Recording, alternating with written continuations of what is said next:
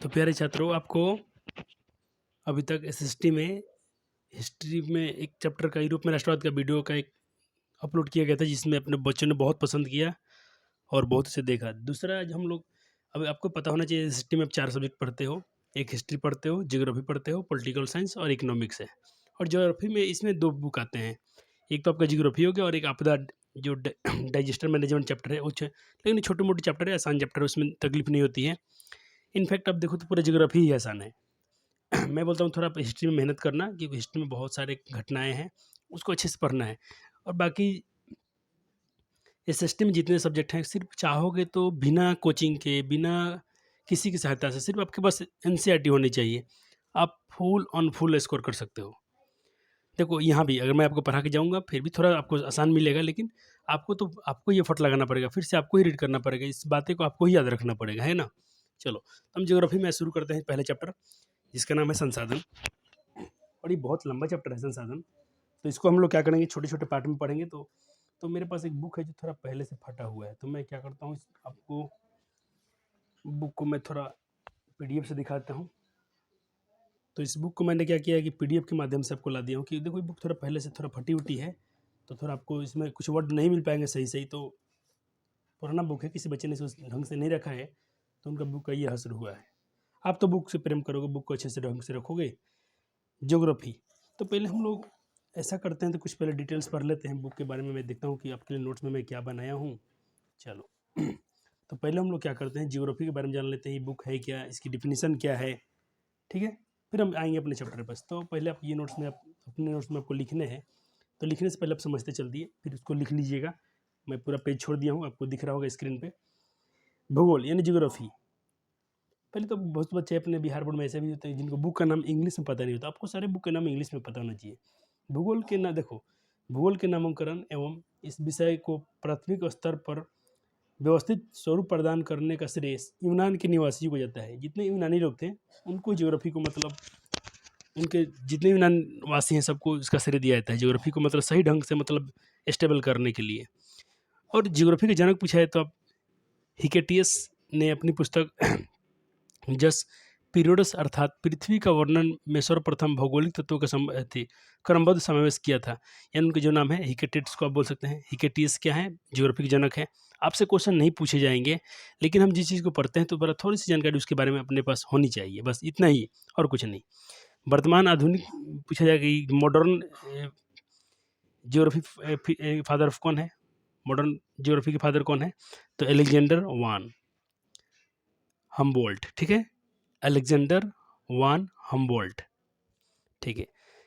भारत में सर्वप्रथम भूगोल शब्द का प्रयोग किसने किया था, तो आर्यभट्ट ने किया था। इनका नाम तो बहुत अच्छे से सुने होंगे। चलो, ये था जानकारी।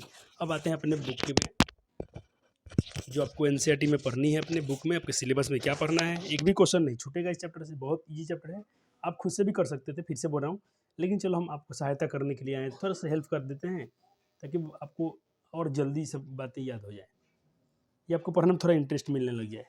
जो यूनिट 1 है, देखना इसमें क ख ग बहुत सारे। आज हम लोग क्या करेंगे, खंड क को पूरा लपेट देते हैं इस लेक्चर में। कोशिश करेंगे कि अपना जो खंड क है, सेक्शन क है, इसको आज हम लोग इसी लेक्चर्स में कर लें। ऐसे क ख ग करके बहुत बड़े चैप्टर है संसाधन। तो देखो, रिसोर्स क्या है, संसाधन के इंग्लिश में रिसोर्स बोलते हैं। अच्छा, मैं आप हमसे पढ़ रहे हो, तो मैं आपके लिए क्या बन गया, संसाधन हो गया आपका, है कि नहीं। आप यूट्यूब से पढ़ रहे हो, तो यूट्यूब आपके लिए संसाधन हो गया। यूट्यूब आप मोबाइल पे देख रहे हो, तो मोबाइल भी क्या एक संसाधन है आपके लिए। एक नौकर, डॉक्टर, जितने लोग हैं दुनिया में, सब क्या हैं, अगर यूज में आते हैं किसी व्यक्ति के, तो उनके लिए वो क्या कहलाते हैं, संसाधन कहलाते हैं। पढ़ते हैं एनसीईआरटी क्या कहती है। पहले देखो संसाधन क्या है, नहीं दिया है, कोई बात नहीं, आप छोटी क्लास में पढ़ के आए हो, मैंने बता भी दिया कि दुनिया में जो भी चीज़ का तुम बस कोई भी वस्तु है जिसे मानव अपने उपयोग में आने वाली वस्तु का यूज करता है अपने दैनिक भौतिक जीवन के में, तो वो सारी वस्तुएं संसाधन कहलाती हैं, ठीक है। चलो, तो संसाधन का महत्व देख लेते हैं क्या है।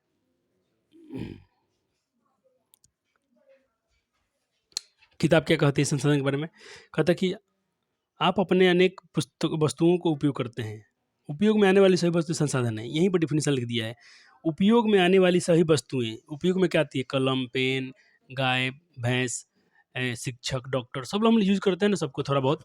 ये सारे एक दूसरे के, सब क्या है, एक दूसरे हमारे लिए क्या कहलाएंगे, रिसोर्स कहलाएंगे, संसाधन कहलाएंगे। ठीक है, जहाँ तक एक की ओर पृथ्वी, मृदा, जल, खनिज जैसे भौतिक पदार्थ मानवीय आकांक्षाओं की पूर्ति सहायक को लेकर संसाधन बन जाते हैं, वही दूसरी ओर जैविक पदार्थ जैसे वनस्पति, वन्य जीव, जलीय जीव, मानवीय जीवन को सुखमय बनाने में पीछे नहीं है। यानी सारी चीज़ें क्या है, संसाधन है, क्योंकि सब मानव जीवन को सुखमय बनाने में हेल्प कर रहा है। अब कहते हैं उपरोक्त भौतिक जैविक दोनों पदार्थ तकनीक के सहारे जीवन उपयोगी है हो पाते हैं। कहते हैं अनादिकाल में से ही अरण्यों में वनस्पतियों और एवं वन्य जीव उपलब्ध थे। जलाशय में, सागर में सभी लाखों वर्ष से पूर्व विचरण करते हैं। सदियों से ही कोयला हम लोग यूज कर रहे हैं, खनिज में जो पृथ्वी गर्म पड़ा हुआ था। किंतु समय आज देखो, पहले से मान लो आज कोयला तो शुरू से तो नहीं निकाला गया होगा, हमारे आदि मानव तो नहीं निकाले थे। तो ये बातें हमको ये समझाना चाहती है कि जब तक कोई वस्तु हम यूज नहीं कर पाते हैं तब तक वो हमारे लिए संसाधन नहीं है। जैसे मान लो जी कि गंगा नदी से हम लोग क्या लाते हैं, बालू लाते हैं अपने बिहार साइड में, अपने ज़िला में ज़्यादा। तो जब तक वो गंगा नदी में है तो संसाधन नहीं है, लेकिन हम वहाँ से लाते हैं, उसको निकालते हैं, पहले खर्च कर होता है, उसमें खर्च होने के बाद वो घर पे आता है, उसको हम लोग यूज कर लेते हैं। तो हमारे जब तक यूज हो गया वो संसाधन कहलाएगा। जब तक हम किसी चीज़ के यूज नहीं करते हैं वो संसाधन नहीं है। ठीक है, यही बात इसमें लिखी गई है। आप इसको जरूर से पूरे पढ़ेंगे। ये बहुत अच्छी पॉइंट है, अच्छे एग्जाम पूछता है बार बार कि संसाधन होते नहीं संसाधन बनते हैं, किन्होंने कहा था, किसने कहा था? तो जिमरमैन। किसने कहा था? जिमरमैन ने। तो चलो, हमने अभी तक यहाँ तक पढ़ा, इसको क्या करते हैं अपने नोट्स में बना लेते हैं इसको।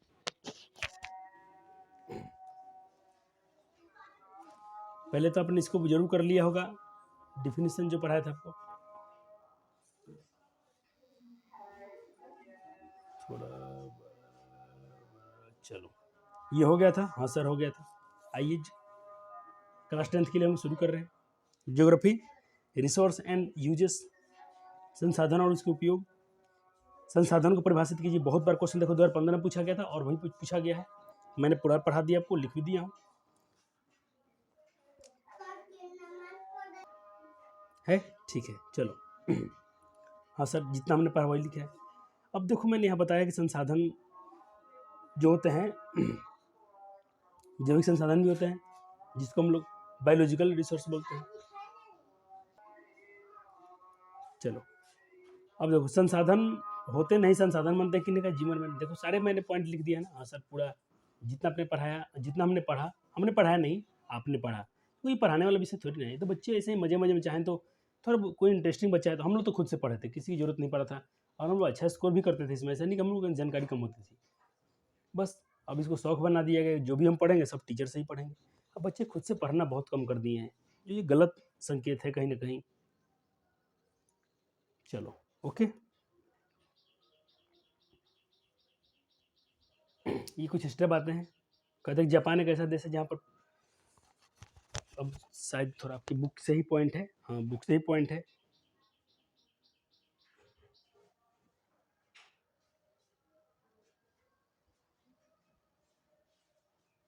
चलो, इसको भी नोट कर लो एक बार। हम यहाँ से फिर से अब टॉपिक चालू करेंगे, क्लासिफिकेशन ऑफ रिसोर्सेस। इंग्लिश में क्या बोलेंगे? क्लासिफिकेशन ऑफ रिसोर्सेस, यानी संसाधनों का वर्गीकरण का आधार क्या है। तो आधार पर हम पढ़ेंगे उसके बेसिक्स क्या है। तो हम पहले उत्पत्ति के आधार पर देखेंगे। तो उत्पत्ति के आधार पर हो जाएंगे 2 जैव और अजैव, ठीक है। उपयोग के आधार पर कितने हो जाएंगे? 2, नवीनकरणीय और अनवीनकरणीय। स्वामित्व के आधार पर पूछेगा 3। स्वामित्व के आधार पर कितना हो जाएगा? व्यक्तिगत, सामुदायिक और राष्ट्रीय और अंतर्राष्ट्रीय, 4 हो जाएंगे। हाँ सर, इसको नोट बना लीजिए। ये पॉइंट है, सारे पॉइंट हम पढ़ने वाले हैं, टेंशन नहीं है। जैव क्या है, अजैव क्या है, हम सबको पढ़ेंगे, तो ये कोई चिंता की परेशानी नहीं है आपको। चलो, जब तक नहीं बोलेंगे तो कुछ लिखना मत, क्योंकि पहले हम बुक पढ़ेंगे उसके बाद आगे चलते रहेंगे। और क्या कहते हैं? चल, विकास की स्थिति के आधार पर, विकास की स्थिति के आधार पर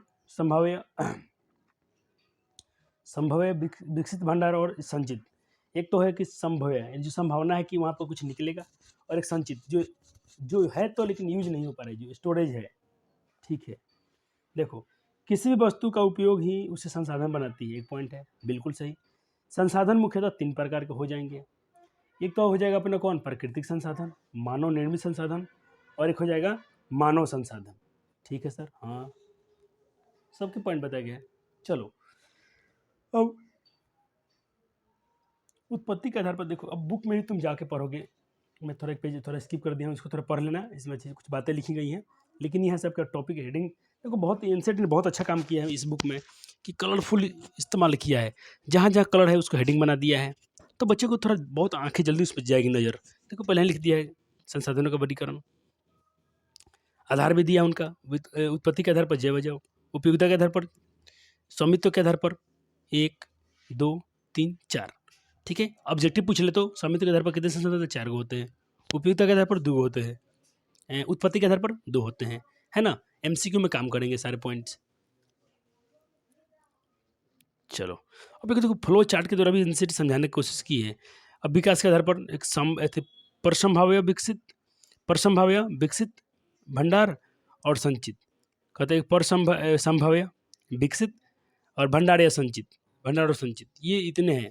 कहता है कि एक दिए गए फ्लो चार्ट है, कि एक चार्ट से बोला है कि आपको समझाने की कोशिश किया गया है, आप चार्ट को जरूर देखें।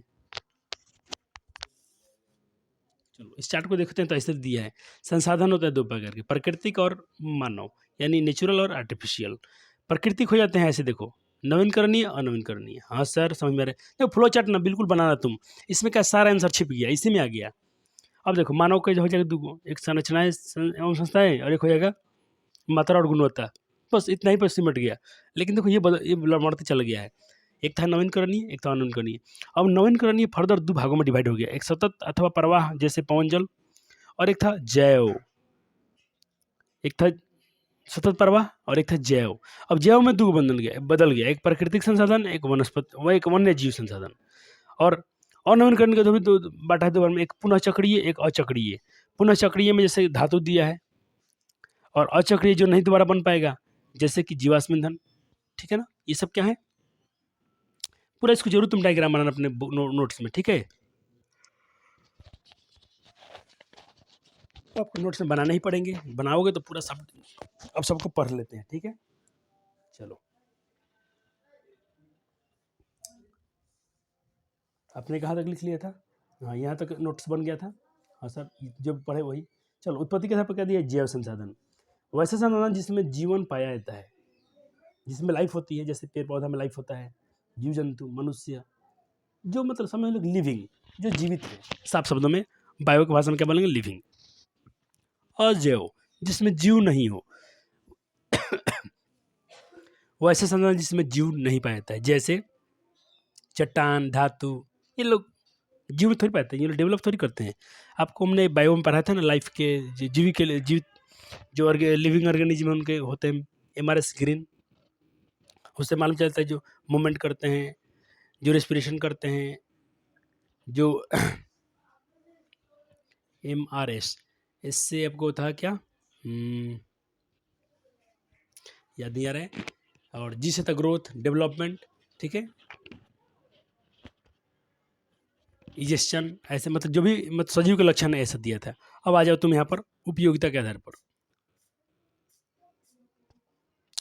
अब उपयोगिता के आधार पर देख लो, 2 भागों में बांटते हैं संसाधन को, एक तो नवीनकरणीय, एक अनवीनकरणीय। नवीनकरणीय क्या है सर, वैसे संसाधन जिन्हें भौतिक, रासायनिक या यांत्रिक प्रक्रिया द्वारा नया किया जा सकता है, जैसे सौर ऊर्जा। हम लोग जितना दिन सौर ऊर्जा उगता है, हम लोग उसको बार बार यूज करते हैं, सूर्य से एनर्जी निकलती रहती है, हम लोग फिर से अपने घर बत्ती उत्ती सब जला पाते हैं। अब एक संसाधन को सतत या प्रवाह और जैव संसाधनों के वर्गीकृत में किया जाता है, पूरा फ्लो चार्ट जिसने दिखा था वही बात इसमें लिखी गई है। चलो एक है अनवीनकरणीय, इसमें साफ साफ लिखता है जिसको अब नया नहीं किया सकता, जिसको दोबारा तुम नहीं बना सकते हो, जिसको पुनः पूर्ति में लाखों वर्ष लग जाते हैं। जैसे एक बार हम लोग पेट्रोल यूज करते हैं 1 लीटर, अब 1 लीटर पेट्रोल बनने में कितने लाखों अरबों साल लगते हैं बनने में, तो उसको अनवीनकरणीय बोला। इसे एग्जाम्पल बहुत ढंग से याद रखना, जीवाश्म ईंधन, कोयला, पेट्रोलियम, प्राकृतिक गैस, ये सब क्या है, और नवीनकरणीय संसाधन है। ये चैप्टर साइंस में भी आपको बहुत काम करेगा, बायो में एक चैप्टर पढ़ना है हम लोग को, वहाँ भी काम करेगा। सर स्वामित्व के आधार पर फ्लो चार्ट जितना देखा है ना, पहले फ्लो चार्ट बनाना था आपको, मैंने क्या बोला था, लिखने से पहले आपको फ्लो चार्ट बनाना था। अब जो फ्लो चार्ट है उसको पढ़ाया जा रहा है यहाँ पर, और सब सारे पॉइंट आपको बुक में दिए, मैं कुछ अलग से नहीं पढ़ा रहा हूँ, सारे बुक में आपको दिया गया है। मैं तो बोलता हूँ नहीं, सब किताब खाली पढ़ लेते हो ढंग से तो आपको किसी चीज़ की ज़रूरत नहीं पड़ेगी। थोड़ा ध्यान देना। देखो टॉपिक क्या है, उपयुक्त आधार पर संसाधन 2 भागों में बांटे गए हैं। नवीनकरण, कितने अच्छे से कलर इस्तेमाल किया गया है एनसीईआरटी ने इसको। मैं यहाँ पर एनसीईआरटी को बहुत धन्यवाद बोलता हूँ। ऐसे ही थोड़ा इतिहास में काम हो गया होता तो कितना अच्छा होता, लेकिन इतिहास क्या करोगे, जटिल है ही थोड़ा सा। बुक तो गलत नहीं है देखो, और कुछ कुछ चीज़ों को बॉक्स में भर दिया गया है। क्या आप जानते हैं, क्या आप जानते हैं, और क्या आप जानते हैं से क्वेश्चन बहुत पूछा जाता है, इसको बहुत तरीके से याद रखना है, ठीक है। ये तो कितना अच्छा कलरफुल है सारा, मतलब मुझे तो लगता है पूरा भारतीय भवन जैसा लगता है ये, जो प्राइवेट बुक होती है ना वैसा। तो ऐसे आपको सब विषय में फील आएगा, पॉलिटिकल साइंस में, इसमें, इकोनॉमिक्स में, सिर्फ थोड़ा इतिहास में आपको लड़ना है, लड़ लीजिएगा, जीत जाओगे। जंग तो तुमको जीतना ही है, क्योंकि तुम परिश्रमी हो, मेहनती हो। चलो स्वामित्व के आधार पर देख लेते हैं संसाधन, 4 प्रकार के हो गया। व्यक्तिगत संसाधन, ऐसे संसाधन जिस पर किसी खास व्यक्ति का अधिकार हो, जिसके बदले में सरकार को लगान भी चुकाता हो, जैसे भूखंड, जमीन, हम लोग कहते हैं घर, जायदाद, बाग बगीचा, तालाब, पोखरा, ये सब कुआं हम लोग का खुद का होता है ना। चलो सामुदायिक, जिस पर पूरे समाज का हो, नामे में ऐसा छिपा है सामुदायिक संसाधन में, जिस पर पूरे समाज का अधिकार हो। जैसे मंदिर उंदिर आपने देखा होगा, कब शमशान घाट, कब्रिस्तान जितना होता है ना, सब इसमें सब लोग जाते हैं, एक कि कोई व्यक्ति नहीं आता है। जैसे फील्ड हो गया, मैदान, उसमें सब लोग जाकर खेलते हैं। अब देखो एक नेशनल रिसोर्स, नेशनल रिसोर्स में क्या है, कहते हैं कि राष्ट्रीय सीमा के अंतर्गत सभी उपलब्ध संसाधन राष्ट्रीय हैं, जिस पर सरकार का अधिकार आधिपत्य कर आम जनता के हित में कर सकती है। सरकार उस पर कब्जा कर सकता है और जनता के हित में उस पर काम कर सकता है, जनता के लिए इस्तेमाल किया जा सकता है। कहते किसी राजनीतिक सीमा के अंतर्गत भूमि, खनिज पदार्थ, जल संसाधन, वन्य जीव संसाधन, समुद्री जीव, 200 NM महासागरीय क्षेत्र राष्ट्रीय संसाधन होते हैं। ऐसा एनसीईआरटी में बात लिखी है, इसको हूबहू आपको सही याद रखना है। चलो चौथा अंतर्राष्ट्रीय, इंटरनेशनल रिसोर्स, कहता है ऐसे संसाधन का नियंत्रण अंतर्राष्ट्रीय संस्था करती है। कहते कि तट रेखा, यहाँ पर लिखा है तट रेखा से 200 NM की दूरी छोड़कर खुले महासागरीय संसाधनों पर किसी राष्ट्र का आधिपत्य नहीं होता है। ऐसे संसाधन उपयोग में सिर्फ अनुसंधान हेतु अंतर्राष्ट्रीय संस्थाओं की सहमति से राष्ट्र कर सकता है।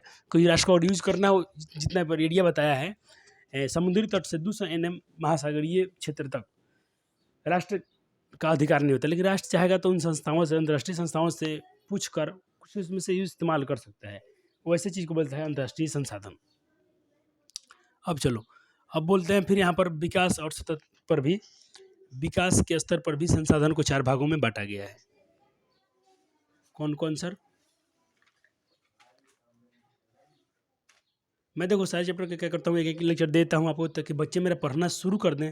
एक एक पेज देखो, सब कॉपी क्या करेंगे, सब लोग एक बार एक ज्योग्राफी का नोट्स बनाएंगे अलग, फिजिक्स का, केमिस्ट्री का, बायो का, तो उनके पास क्या हो जाएगा, एक कॉपी पड़ जाएगा।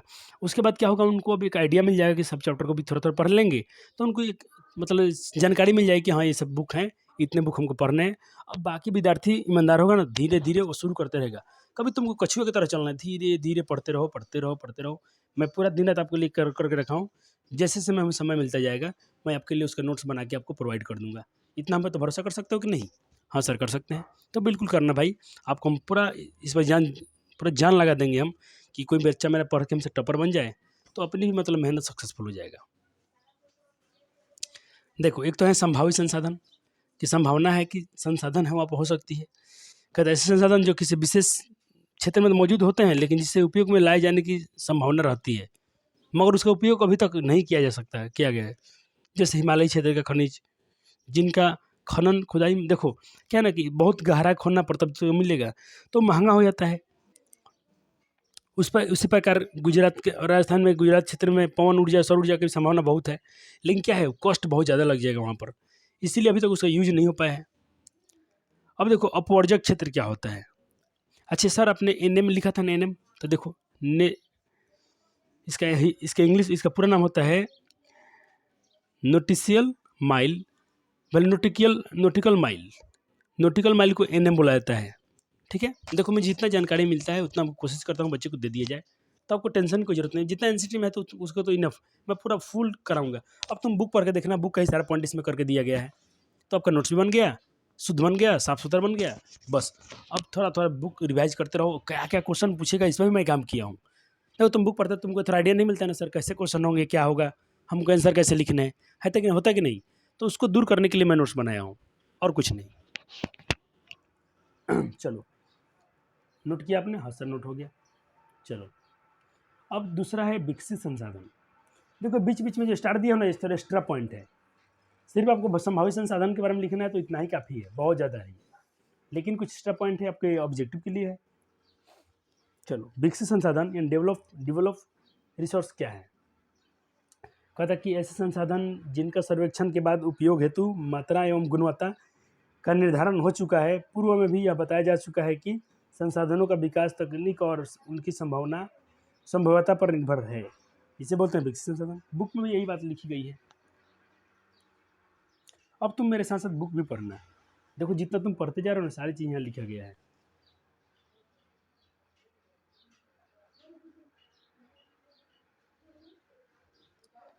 व्यक्तिगत पढ़ा दिया, सामुदायिक पढ़ा दिया, राष्ट्रीय संसाधन, अंतर्राष्ट्रीय पढ़ा दिया गया। मैं कुछ तुमको एक्स्ट्रा नहीं पढ़ा रहा हूँ, जो आपके एनसीईआरटी में वही पढ़ा गया हूँ।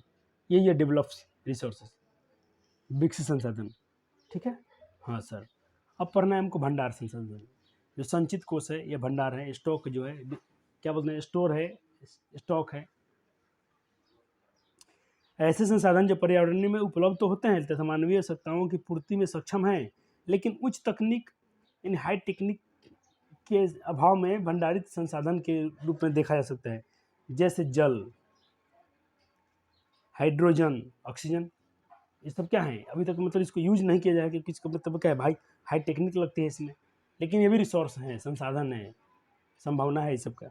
संचित कोष, ये तो देखो भाई, एक्यूमुलेटेड फंड रिसोर्स, ये क्या है, मतलब फिक्स संचित है, सुरक्षित है। देखो यह संसाधन भी भंडार संसाधन का ही रूप है, जिससे उपलब्ध तकनीक के आधार पर प्रयोग में लाया जा सकता है। जैसे नदी का जल, नदी जल से हम लोग क्या कर सकते हैं, कभी ना कभी फ्यूचर में चाहेंगे तो हम बिजली पैदा कर सकते हैं, लेकिन क्या अभी हमारे पास टेक्निक नहीं है, तो नदी का जल भी क्या ऐसे ही लापरवाह हम बह रहा है। लेकिन हम लोग आने वाले समय में चाहेंगे तो नदी के जल से बिजली बना सकते हैं, ठीक है। हाँ सर, आपको इसको लिखना भी था। हाँ सर, ये था, इतना पॉइंट था इसमें का, और इसका थोड़ा सा पॉइंट इधर था। अब सर है संसाधन नियोजन। जो जो बॉक्स में दिया गया था मैं उसको भी यहाँ पर कर दिया हूँ, संसाधन नियोजन के बारे में।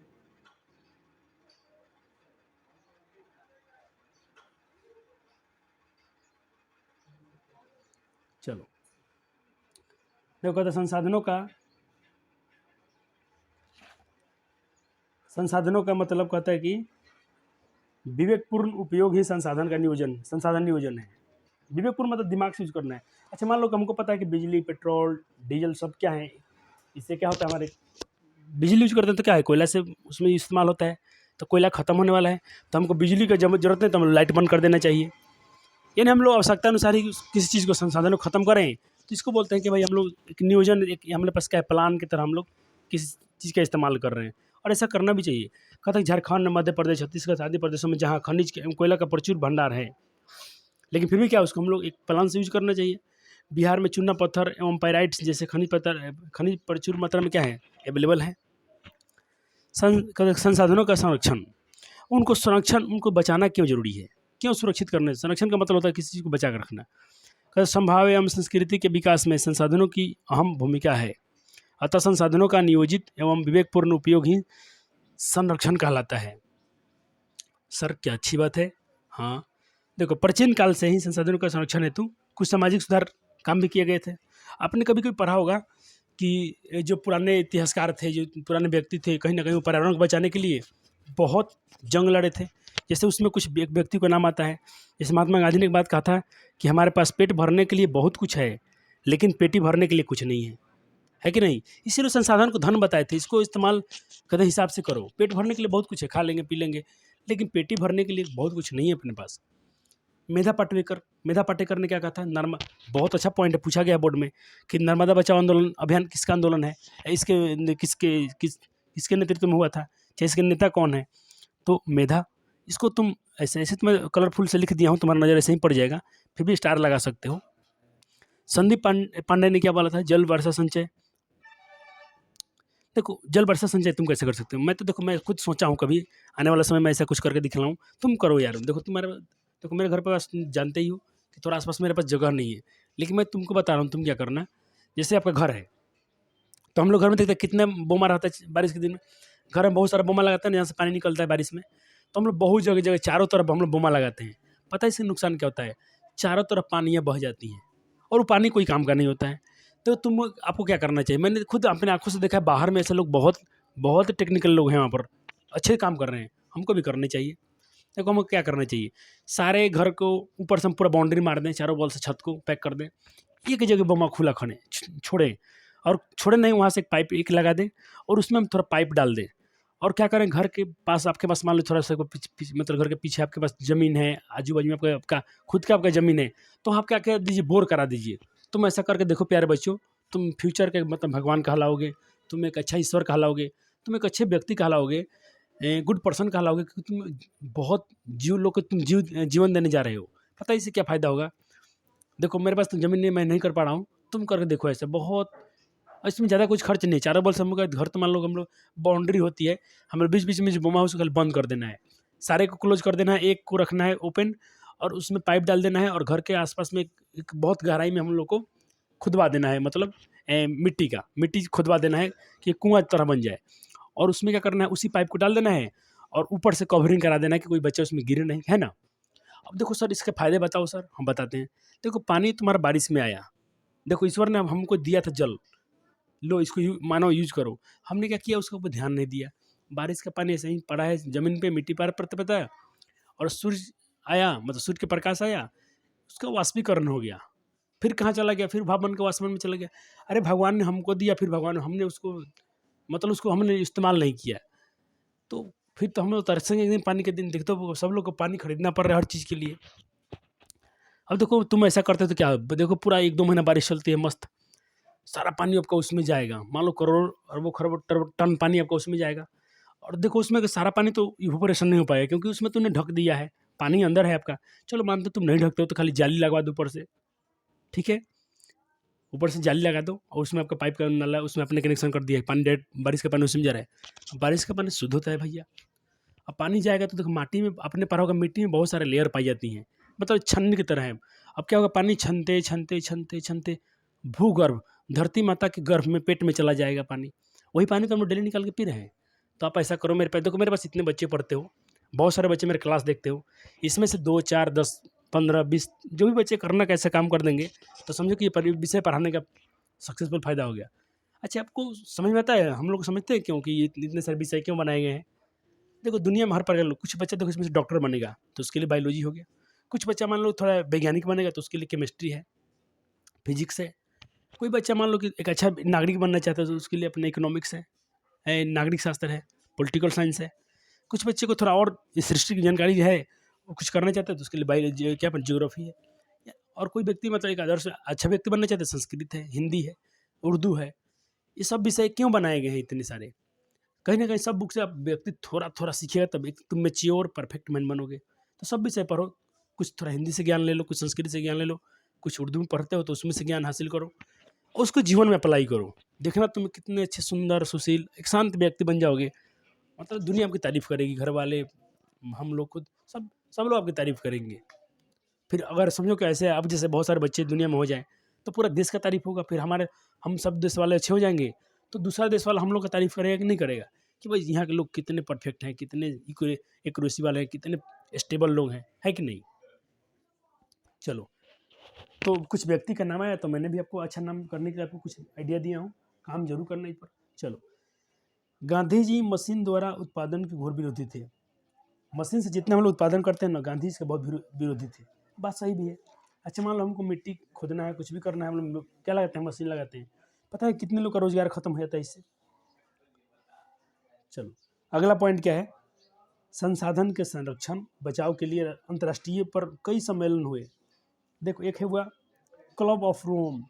क्लब ऑफ रोम ने सर्वप्रथम 1968 ईस्वी में क्या किया, देखो संसाधन को बचाने के लिए बहुत सारे इंटरनेशनल लेवल पर काम किए गए।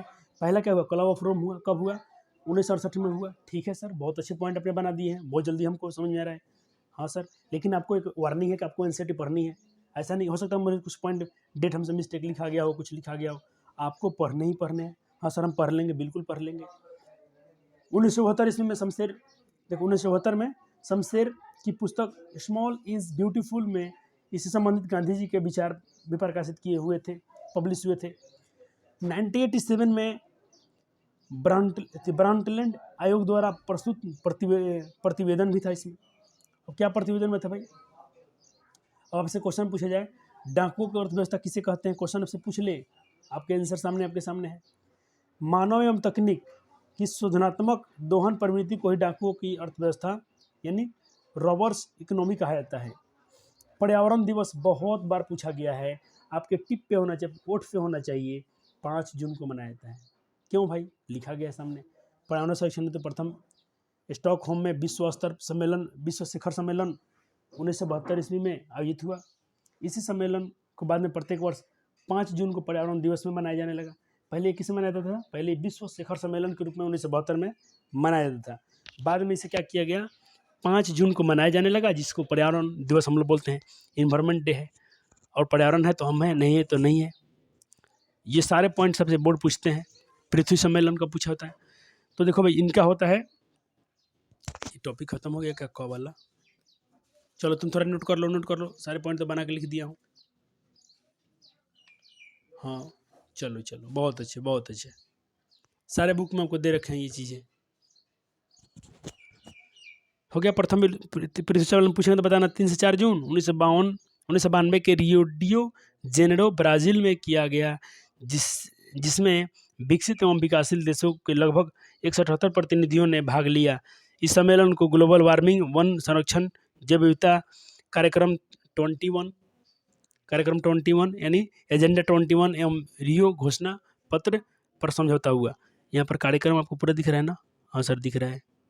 तो कोई पेंसिल से बना था, पिछले साल का नोट्स है, लेकिन नोट्स को इसमें हम क्या, इसको हम फिर से क्या बोलते हैं, रिवाइज किया हूँ। नोट्स में कोई कमी नहीं दिखा, फिर से इसको कर रहा हूँ आपके सामने। जब वो त्रुटि होगा तो उसमें सुधार किए जाएंगे। अच्छे हैं तो अच्छे हैं। यानी एजेंडा 21 क्या है सर? तो संयुक्त राष्ट्र और विकसित यानी UNCD के तत्वाधान, इसमें दिया होगा ना, इसके बारे में दिया होगा। हाँ दिया है।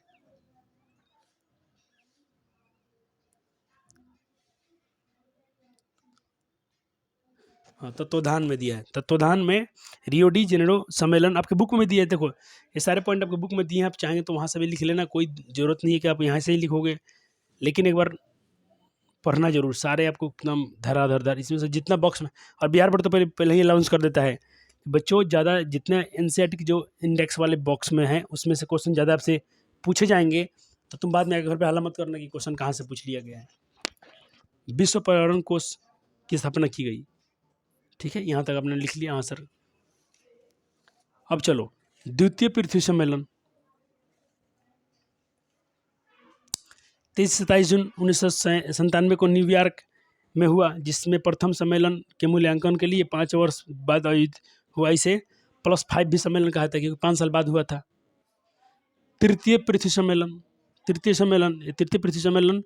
10 वर्ष के बाद हुआ, 26 और इतना जोहान्सबर्ग दक्षिण अफ्रीका में हुआ था। इसको क्वेश्चन पूछा गया था कहाँ हुआ था? जोहान्सबर्ग दक्षिण अफ्रीका। इस सम्मेलन में पर्यावरण संबंधी 150 धाराओं पर विश्वस्तरीय सहमति तैयार करना था, मगर इस सम्मेलन का कोई परिणाम नहीं निकला। इसे विभिन्न देशों ने लगभग 200, इसमें देश के 200 प्रतिनिधि इसमें भाग लिए थे, फिर भी ये सक्सेसफुल नहीं रहा।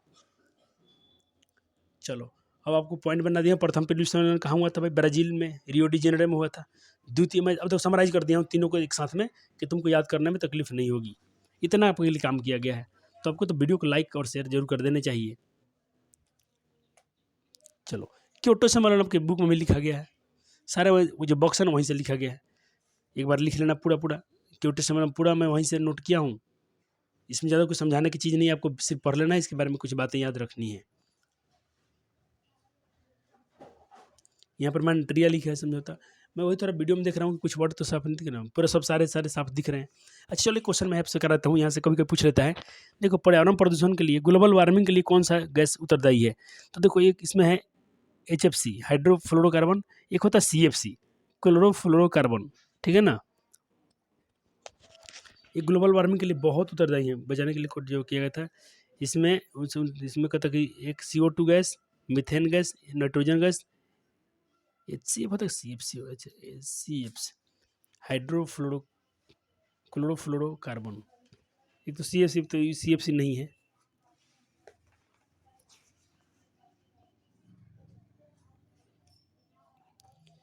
हाँ, HFC दिया है, ठीक है। ये ग्लोबल वार्मिंग के लिए मतलब विश्व में उसमें तो ग्लोबल वार्मिंग मतलब ना विश्व में गर्मी बढ़ती है ना, विश्व में उष्णता बढ़ती है, गर्मी बढ़ती है, इसके लिए सब गैसें क्या है, बहुत रिस्पॉन्सिबल हैं, तो इनको बैन भी किया गया था। अब ले लो आपके सारे बुक का आंसर।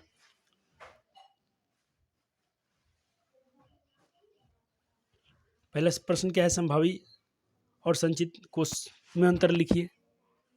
ऐसे तो चाहोगे तो खुद से भी लिख सकते हो क्योंकि पहले पढ़ा दिया गया है। अगला प्रश्न है कि संसाधन संरक्षण की उपयोगिता को लिखिए। हाँ सर। अगला प्रश्न है कि चारों प्रश्न है कि संसाधन निर्माण में तकनीक की क्या भूमिका है, स्पष्ट कीजिए। टेक्निक होना क्यों आवश्यक है, इसका महत्व को आपको लिखना है, ये उसके पूरे महत्व थे। चलो, प्रकृति संसाधनों का संरक्षण क्यों आवश्यक है, VVI है। तो देखो प्रश्न संख्या 3 के उत्तर लिखें। देखो प्रकृति का महत्व पूछा ना, तो यही हो जाएगा, तुम इसी को उत्तर लिख दोगे, यही वाला उत्तर फिर से चलेगा। यही तो प्रकृति संसाधन के बारे में इसमें लिखा गया है, ठीक है ना। तो इसी आंसर को फिर से लिख देना, तो यही आपके उसके आंसर भी हो जाएंगे। देखो क्वेश्चन अनेक आंसर एक। देखो फिर इस क्वेश्चन का भी वही आंसर होगा, संसाधन संरक्षण का महत्व क्या है। तो संसाधन की उपयोगिता पूछे, उसका महत्व पूछे और क्यों आवश्यक है, तीनों क्वेश्चन का आंसर एक ही लिखना है। कुछ सर ऑब्जेक्टिव करा दीजिए, जो बोर्ड हमसे पूछ लेते हैं। हाँ बच्चे कराएंगे बिल्कुल। ये ले लो VVI, वेरी वेरी इंपॉर्टेंट प्रश्न 2020 में पूछा गया है। इसको तो 14 लगातार पूछा गया है। कोयला किस प्रकार का ऊर्जा है, संसाधन है, कर लेना, पूरे पिछले नोट्स तक देखो, वहाँ पढ़ाया गया है। कोयला को देखो, कोयला को हम दोबारा बना सकते हैं क्या, नहीं बना सकते ना, तो कोयला क्या हो जाएगा, अनवीकरणीय हो जाएगा। सौर ऊर्जा निम्नलिखित में कौन सा संसाधन है, तो सौर ऊर्जा क्या है, फिर से यूज हो सकता है, तो पुनः पूर्ति योग्य हो जाएगा। चलो ये तो अभी जस्ट कराया हूँ, डाकू को अर्थव्यवस्था भी पढ़ा दिया हूँ, सारा क्वेश्चन करा दिया गया है, इसमें आंसर भी टिक कर दिया गया है। आपको आंसर दिख रहा है, वो हाईलाइट किया गया, वही आपका आंसर है। 6 क्वेश्चन हो गए सर, कितने क्वेश्चन कराओगे, उतने जरूर करा देंगे जिससे आपको क्वेश्चन परीक्षा में ना छूटे। ये 7 नंबर, 8 नंबर। चैप्टर देखो बहुत लंबे हैं, तो लंबे हैं तो इसको आराम से लेंगे। आपको देखना क्या करना है, एक पेज यहाँ पे छोड़ देना, क्योंकि अभी और इसमें MCQ आएंगे, मैं इसको आज एनालाइज करूँगा। तो आपको क्या करना है, एक पेज छोड़ना है, क्योंकि हम लोग अब देखो आपको बुक में क्या दिया है, खंड को आपने पढ़ा, अब आपको क्या पढ़ना है, खंड ख पढ़ना है, ग घ ऐसे पढ़ना है। तो खंड ख में क्या आएगा, आपको भूमि संसाधन आ जाएगा।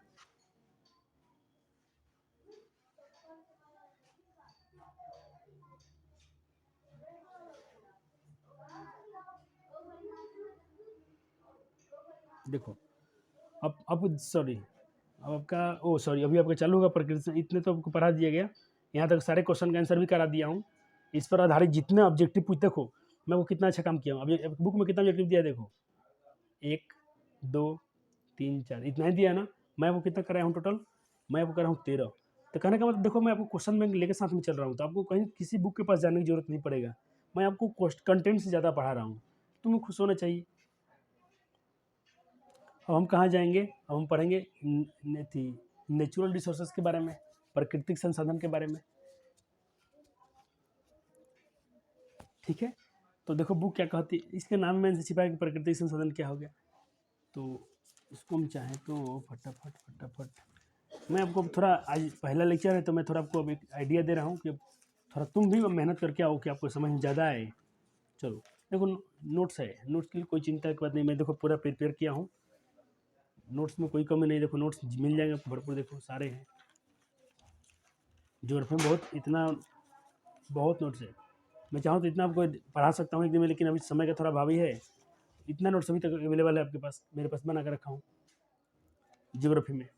तो मैं चाहता हूँ कि मेरे बच्चे बिल्कुल कोचिंग जैसा पढ़ें, ऑफलाइन वाला फील लाएँ यूट्यूब पर भी। तो आपको मैं अब होमवर्क दे रहा हूँ कि सिर्फ होमवर्क मेरा क्या है, रीड करके रखना है। इसको रीड करके पहले तो इसको नोट्स जितना आपने पढ़ा रिवाइज कीजिए, नोट्स बना लीजिए। अब आपको क्या करना है, इस टॉपिक को पढ़ के आना है, ठीक है, ताकि आपको पढ़ाएं तो बहुत अच्छी तरह से फील आए। सर मेरे पास बुक नहीं, तो बुक भैया को खरीदना पड़ेगा, या तो तुम दीक्षा पे जाकर इसको खुद से पढ़ सकते हो, या आपको बस बुक तो होना चाहिए। हार्ड कॉपी बुक मोबाइल में कितना पढ़ोगे, आँख खराब होने लग जाएगा।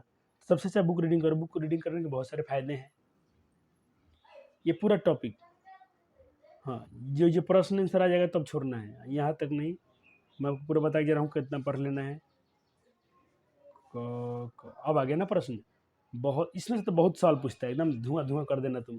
तो खाली पढ़ लेना, देखो सारे क्वेश्चन का आंसर तुम खुद बता पाओगे। अब ऐसा मत देखना कि तुम्हारे बुक में तो पहले से टिक किया है, तुम्हारे भैया ने कर दिया, किसी के बुक है उसने किया है।